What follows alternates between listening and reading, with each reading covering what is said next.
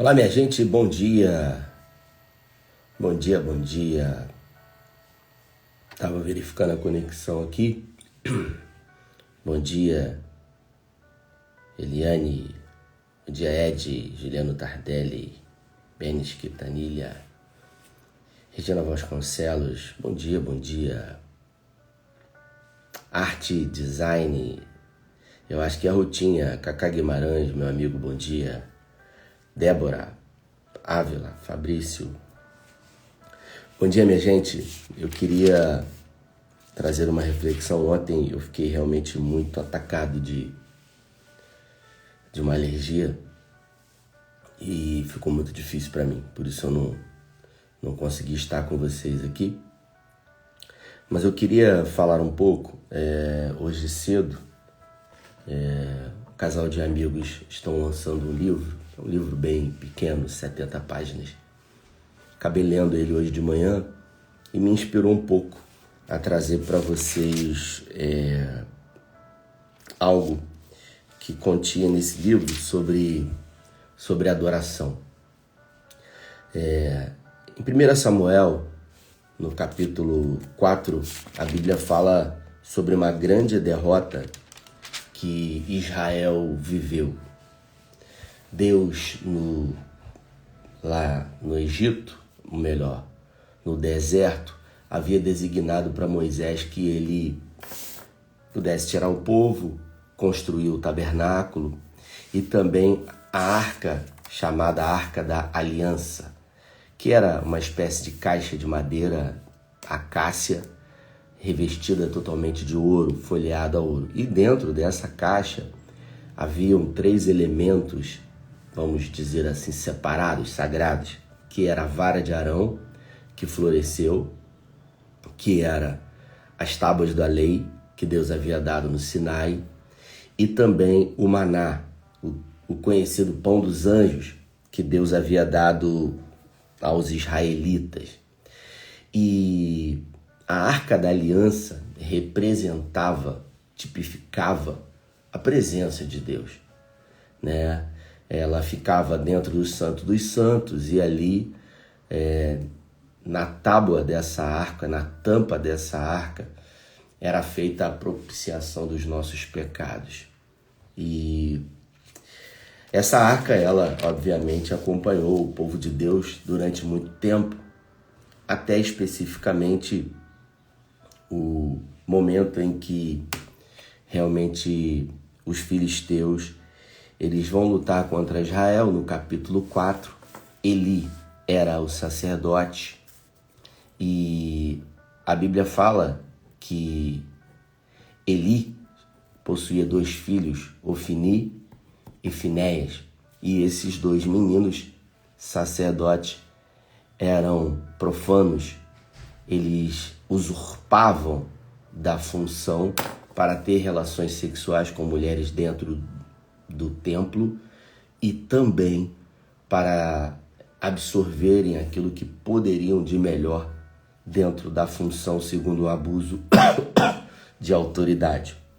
A Bíblia fala que os filisteus eles haviam encampado contra Israel e Israel enfileira-se também em guerra contra os filisteus.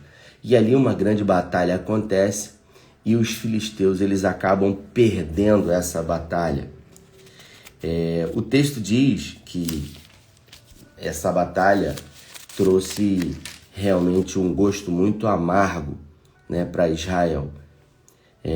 Israel ele perdeu, eu acredito que 1.500 homens naquela batalha, e quando eles voltaram para o acampamento, eles começaram a se perguntar o que havia acontecido, por que o Senhor havia permitido que muitos homens morressem e naquela batalha eles perdessem. Foi nesse momento que eles mandam trazer a arca que estava em Siló. Siló, ela fica especificamente uma cidade em Samaria, e a Arca da Aliança é trazida. Lembrando que a arca representava a presença de Deus. E aí Israel disse: se o Senhor for conosco, nós vamos vencer essa guerra. Eles condicionaram, eu tenho até aqui uma réplica, né, da arca. Vou pegar para você. Eles condicionaram, né?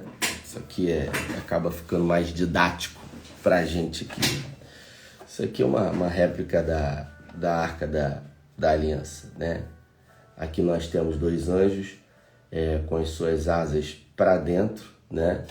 E eles condicionaram a presença de Deus, não tipificada isso aqui, mas para Israel, para aqueles homens, os hebreus, a arca da aliança era Deus. E Deus não é a arca, ou não é uma coisa específica. Por isso que quando Moisés perguntou o nome de Deus, Deus disse, diga que eu sou. Deus, ele não é preso à existência humana.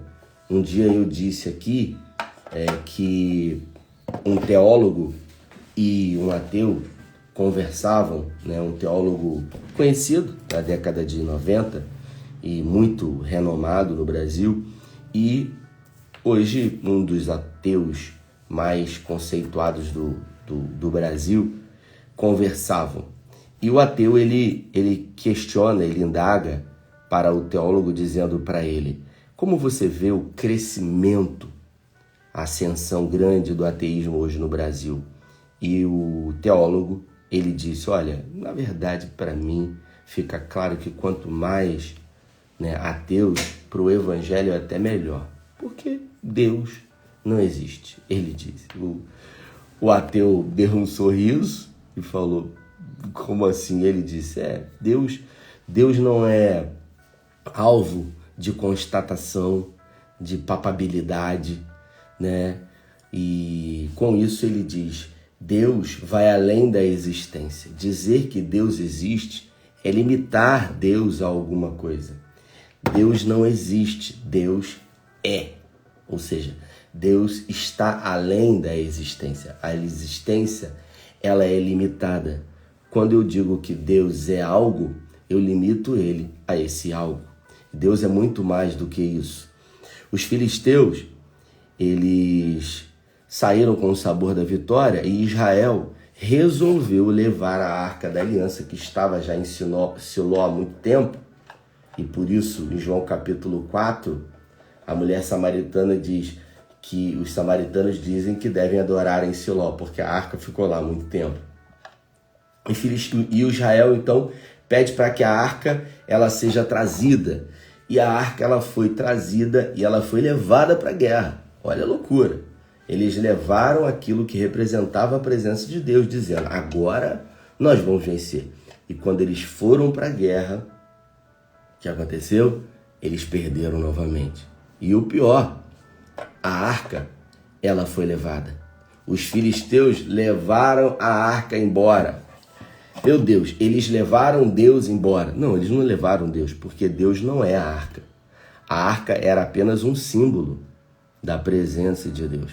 Só que eles não entenderam isso, como muitas pessoas hoje, até nos dias de hoje, também projetam a presença de Deus em algumas coisas. Como, por exemplo, o Salmo 91 aberto na sua casa, o Salmo 23 aberto na sua casa, um objeto que de alguma forma possa trazer para essa pessoa segurança, quando na verdade tudo isso é uma espécie de misticismo, né? Não tem nenhum problema termos a Bíblia aberta no Salmo ou em qualquer outro texto, mas o fato de fazermos isso não representa absolutamente nada. Representa que a Bíblia está aberta. Quantas são as vezes que ela está aberta, a gente passa a mão e ela está empoeirada? O desejo do coração de Deus é que possamos realmente ter a Bíblia aberta no nosso coração. Davi falou, guardei a tua palavra no meu coração. Para quê? Para não pecar contra ti. A arca foi levada embora. E quando o mensageiro traz a mensagem para o profeta Eli morre. Eu tenho até uma mensagem no meu canal no YouTube. O problema não é quando Deus fala. E essa mensagem ela retrata para nós que às vezes nós achamos que o nosso problema é quando Deus não fala, quando a gente quer que Ele fale, quando a gente busca que Ele fale, quando a gente quer ouvir Deus, quando a gente quer uma resposta. E eu digo que o problema não é quando Deus fala, o problema é quando Deus deixa de falar. Porque quando Ele deixar de falar, acabou. Porque Deus fala em visões, em sonhos, revelação, através da sua palavra. E a prova disso é que nós temos o profeta Eli, que era um profeta, um homem de Deus, e que Ana entra na história, esposa de Eucana, faz uma oração pedindo um filho e diz que se Deus der o filho a ela, ela vai entregar ele no templo para servir o Senhor.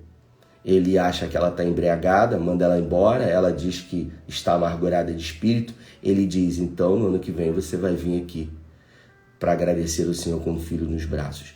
Ela cria o menino até 8 anos, alguns dizem, de idade, entrega para ele terminar de criar no templo e todos os anos ela traz presente para o menino e Deus dá a ela alguns outros filhos também.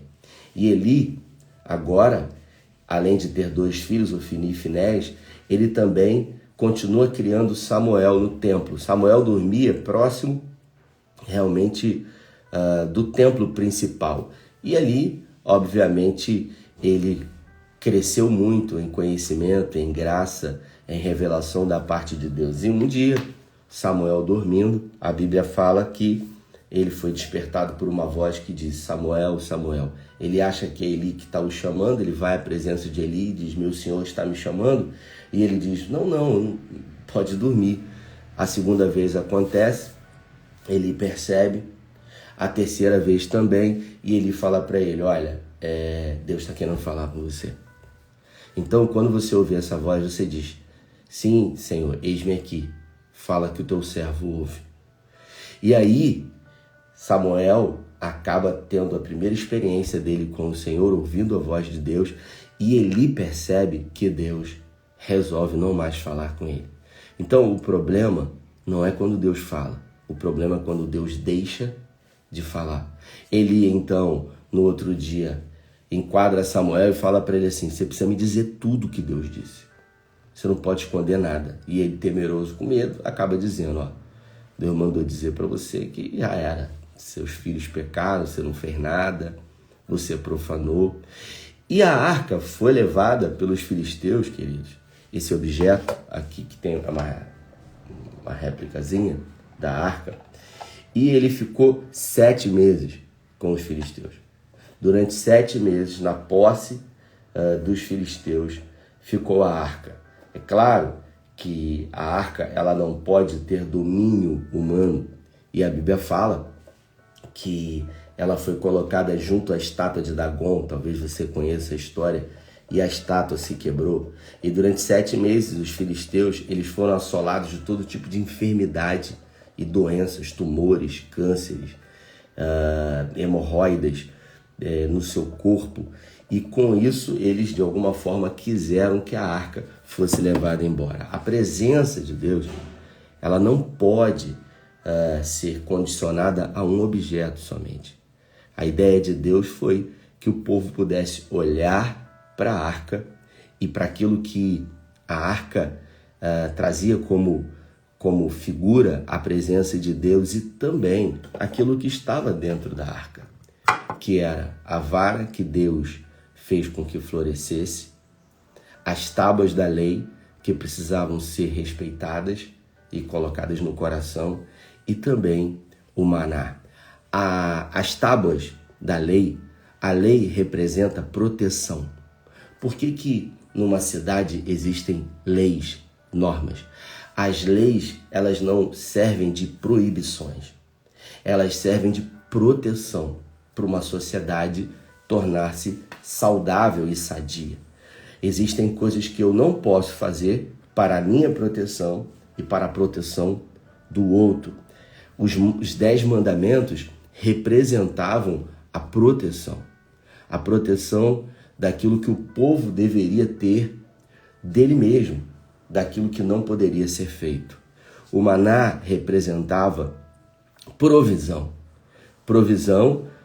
daquilo que Deus havia dado ao povo, porque o nosso Deus é um Deus provedor, é um Deus que nele nós encontramos saciedade, completude, nós encontramos nele a provisão diária para as nossas necessidades.